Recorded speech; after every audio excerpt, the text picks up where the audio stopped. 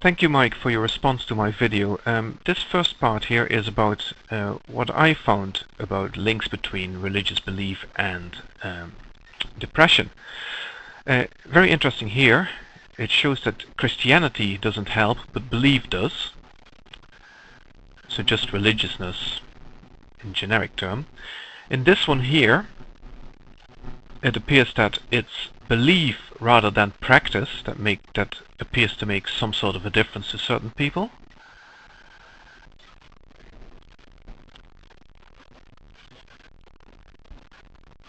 In the next one,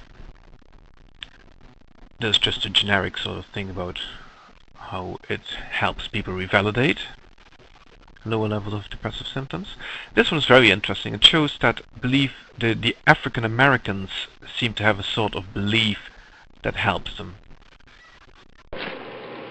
Now, I have no doubt that if you look hard enough, you'll probably find publications that show the exact opposite and that show a negative correlation between religious belief and depression.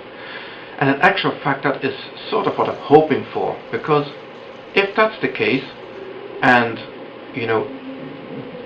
taking both publications seriously, I think it indicates that there's more to it than just being religious and depression.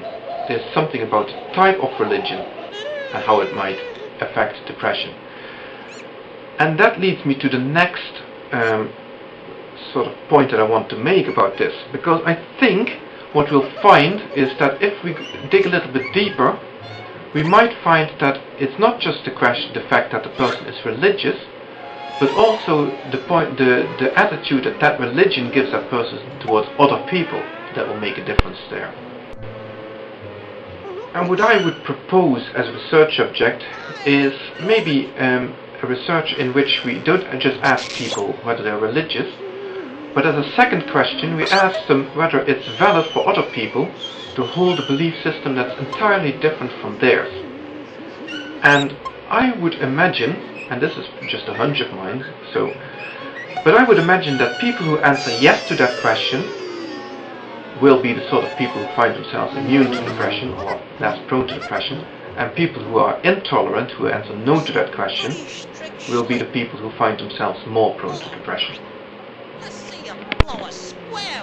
My hunch, I have to repeat that word because it is just a hunch, is that by having a worldview that invalidates other people's different religious beliefs or lack of belief, makes a person open to conflict. And it's not just conflict with other people, but conflict internally as well, between, any sort of doubt that might creep into the mind is something that needs to be fought tooth and nail. Whereas a person who is religious and of a form that doesn't engender conflict would be the type of person who can allow doubt and not be bothered by it, and as a result not be as prone to conflict and not be as prone to depression.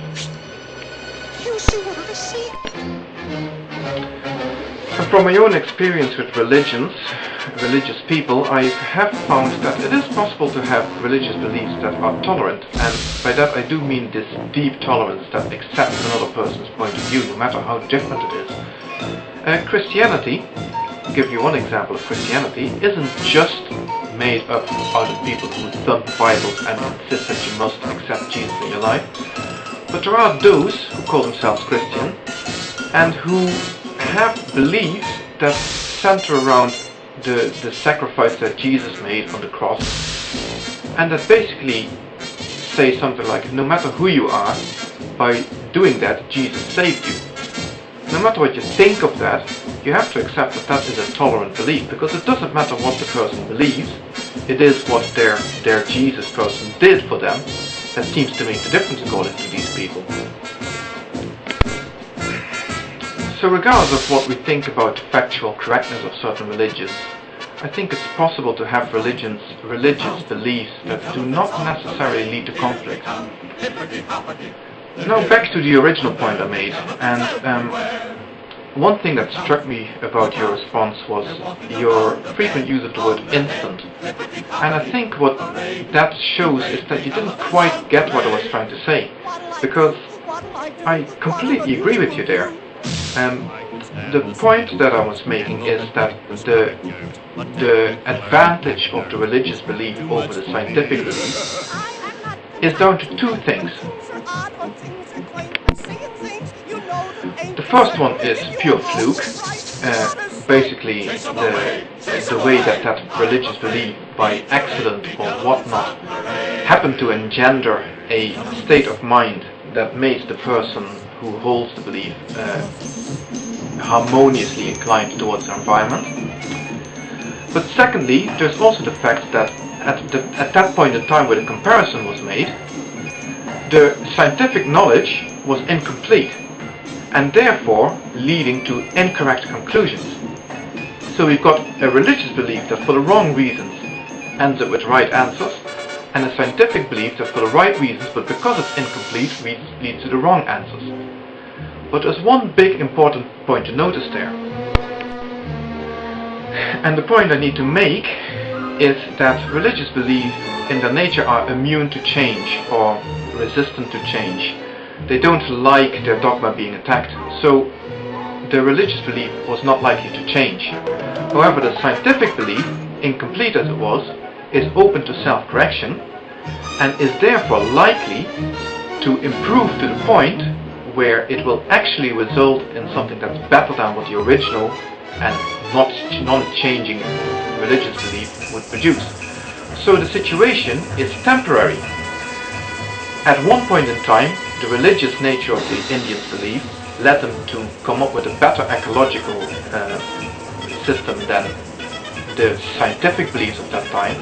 But science has moved on, and now science has overtaken their beliefs, and scientifically based ecology can be much better than what the Indians ever had. There's no dispute there. But it doesn't change the fact that there can be moments in time where that applies, where a religious belief might lead to a better adapted mindset than a scientific belief. Thankfully it's only it's temporary, but it's not something we can discount or just dismiss out of hand. I think it is something that we do need to keep in mind.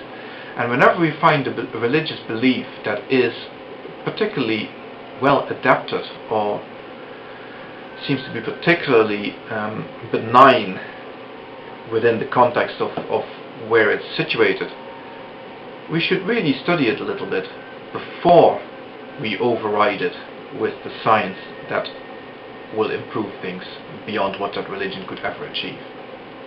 And that's the point I was trying to make.